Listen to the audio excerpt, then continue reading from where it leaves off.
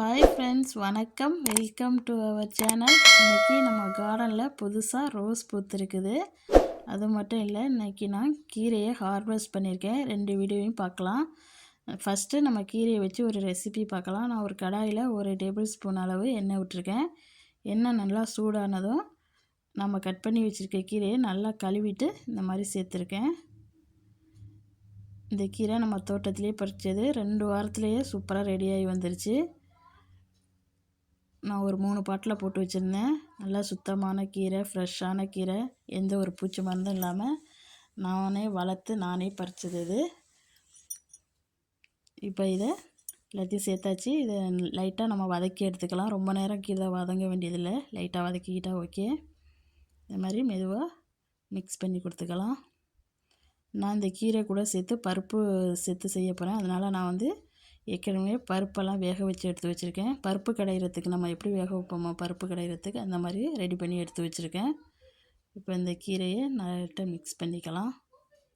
இந்த பச்சை கலர் மாறாமல் லைட்டாக வதக்கிக்கிட்டால் ஓகே. ரொம்ப நேரம் வதக்கிட வேணாம்.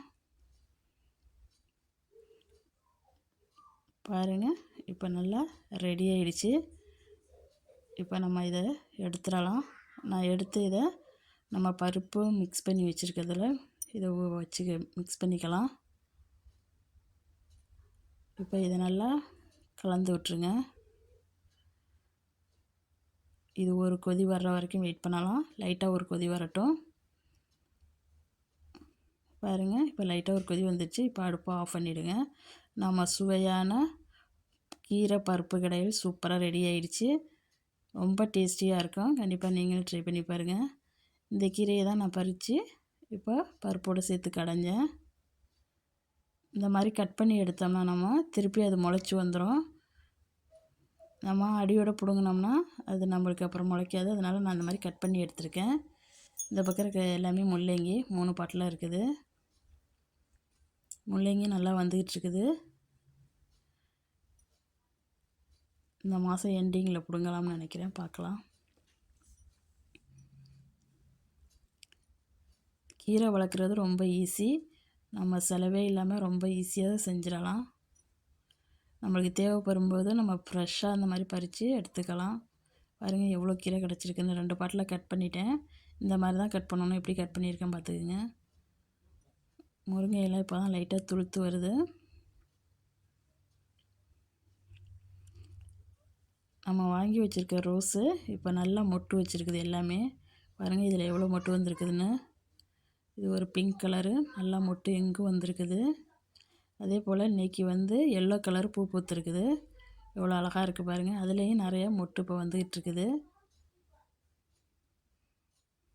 பாருங்கள், சைடெல்லாம் நல்லா மொட்டு வந்துக்கிட்டுருக்குது. இன்னும் 2 வாரம் கழித்து நல்லா பூ நிறைய தெரியும்.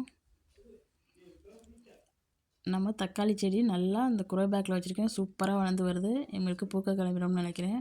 இந்த குரோ பேக்கில் வச்சுருக்கிறது நல்லா சிக்கனமாகவே ஹைட்டாக ஆகுது.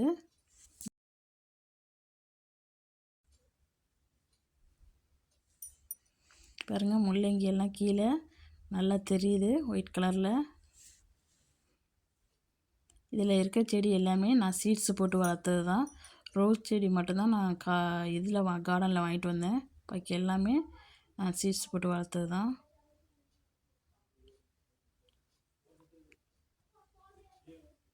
பாருங்கள், நான் புதினாலாம் வாங்குறதே கிடையாது.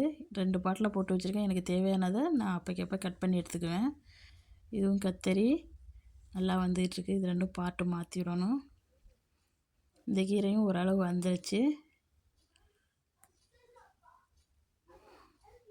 இந்த வீடியோ பிடிச்சிருந்துச்சுன்னா இந்த வீடியோக்கு ஒரு லைக் கொடுங்க. மறக்காமல் என் சேனலை சப்ஸ்கிரைப் பண்ணி வச்சுருங்க. இந்த வீடியோ பார்த்த அனைவருக்கும் நன்றி.